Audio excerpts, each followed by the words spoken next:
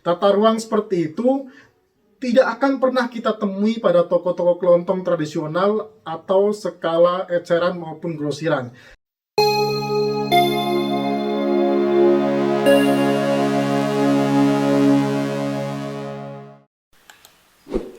Assalamualaikum Sobat Reskia, masih bersama saya di Reskia Channel, media edukasi dan konsultasi seputar usaha minimarket. Sobat Reskia, dalam video kali ini saya akan membagikan tips bagaimana konsep membangun usaha minimarket berdasarkan manajemen toko modern. Sebenarnya istilah minimarket ini sudah tidak asing lagi di telinga kita, meskipun dalam bahasa kita istilah minimarket sama artinya dengan warung kelontong atau toko kecil-kecilan. Namun dalam kenyataannya istilah minimarket justru menjadi pembeda dengan warung atau toko kelontong yang banyak ditemui di tengah-tengah masyarakat kita. Sebab minimarket cenderung merujuk pada toko modern, sementara warung kelontong merupakan toko yang pengelolaannya masih menggunakan sistem tradisional. Lalu apa yang membedakan minimarket sebagai toko modern dengan warung kelontong sebagai toko tradisional? Tentunya banyak perbedaannya kalau mau diuraikan satu persatu. Namun kita ambil salah satu contoh saja perbedaan yang mendasar, antara lain pada sistem pelayanan penjualan bagi toko modern, konsumen diberikan kebebasan untuk memilih, menentukan, dan mengambil sendiri barang yang ingin dibeli. Sementara pada toko tradisional, konsumen harus menunggu dilayani atau diambilkan dulu untuk mendapatkan barang yang diinginkan. Dari satu contoh perbedaan di atas saja kita sudah bisa menilai jika minimarket sebagai toko modern menawarkan sistem layanan yang lebih efisien dibanding dengan toko tradisional. Karena memang yang ditawarkan minimarket sebagai toko modern bertujuan untuk memberikan kenyamanan, keleluasaan, dan kepuasan konsumen dalam berbelanja.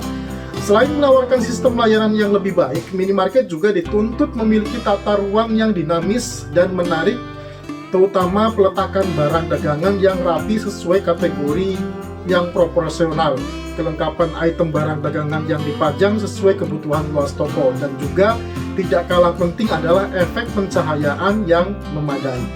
Efek pencahayaan yang terang benderang tentu saja mampu menampakkan secara sempurna barang-barang dagangan yang dipajang di dalam ruang toko.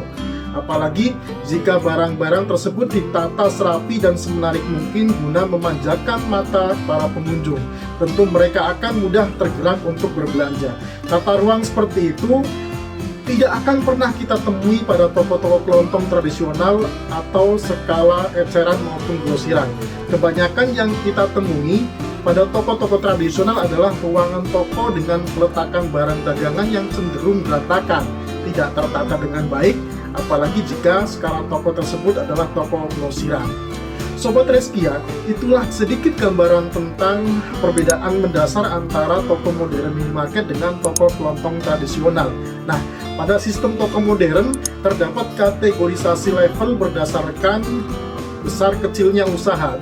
Biasanya untuk membedakan besar kecilnya usaha, toko modern ini ditentukan dengan ukuran bangunan dan jumlah item barang yang dapat dijual. Maka kemudian ada kategori level hypermarket, supermarket, minimarket, dan minimarket. Penjelasan lebih detail terkait dengan kategori bentuk level usaha toko modern tersebut insya Allah akan saya jelaskan dalam video tersendiri. Di sini saya hanya akan fokus menjelaskan konten tentang langkah-langkah yang harus dijalankan dalam memulai usaha mendirikan minimarket. Sobat Reskia, memulai usaha minimarket memang bukan perkara yang mudah jika kita tidak memiliki modal pengetahuan yang memadai, tentunya terkait dengan persiapan dan perencanaan apa-apa yang diperlukan dalam usaha tersebut.